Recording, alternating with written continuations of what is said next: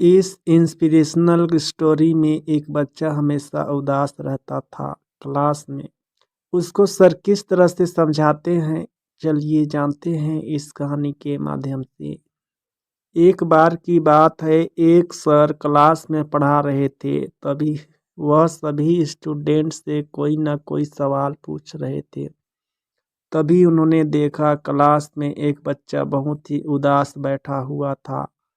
मनोज के साथ बहुत बुरा हुआ हो। सर ने भी उस बच्चे को कुछ नहीं पूछा और न ही कुछ कहा।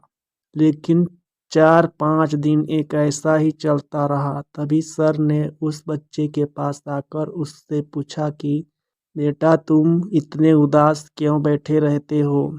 दूसरे बच्चों की तरह तुम एंजॉय नहीं करते और किसी भी सवाल का जवाब नहीं देते हो।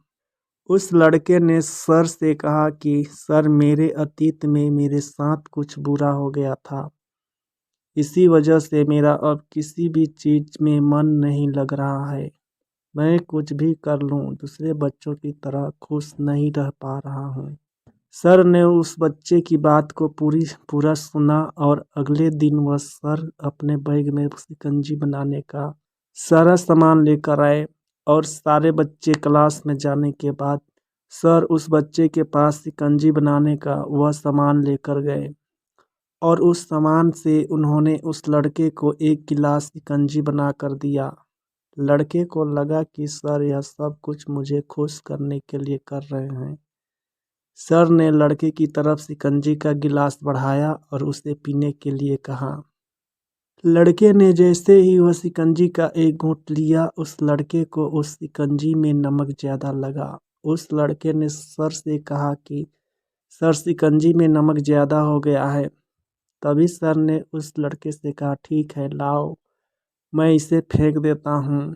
तभी उस लड़के ने सर से कहा, सर, फेंकने की ज़रूरत नहीं है। अगर इसमें थोड़ी शक्कर मिला देंगे तो यह खुद ब खुद मीठा और अच्छा हो जाएगा।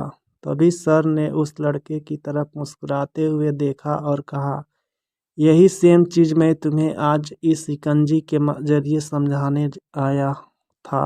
हमारी ज़िंदगी भी बिल्कुल शिकंजी की तरह है और हमारे पास्ट में जो बुरी और दुखद चीज़ें हमारे साथ हुई है वह शिकंजी में मिले नमक की तरह है। जब हमारे पास्ट में कुछ बहुत बुरा हुआ हो जिसकी वजह से हमारी ज़िंदगी बिल्कुल कड़वी भी हो जाती है, उसमें कुछ अच्छी पल ऐड करने की ज़रूरत होती है।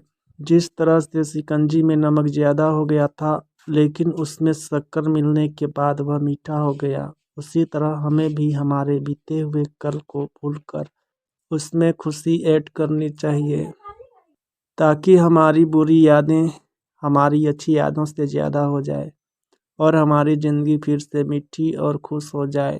जो पास्ट में हो गया वह हो गया, उसकी वजह से आज उदास मत रहो कि हमारा आज भी आगे चलकर कल में बदल जाएगा और हम फिर से उसे कल की वजह से उदास रहने लगेंगे। इसलिए ख़राब चीज़ों को भुलाते हुए आगे बढ़ो और अपनी लाइफ में पॉजिटिव रहो। जितना हो सके अच्छा और पॉजिटिव सोचो।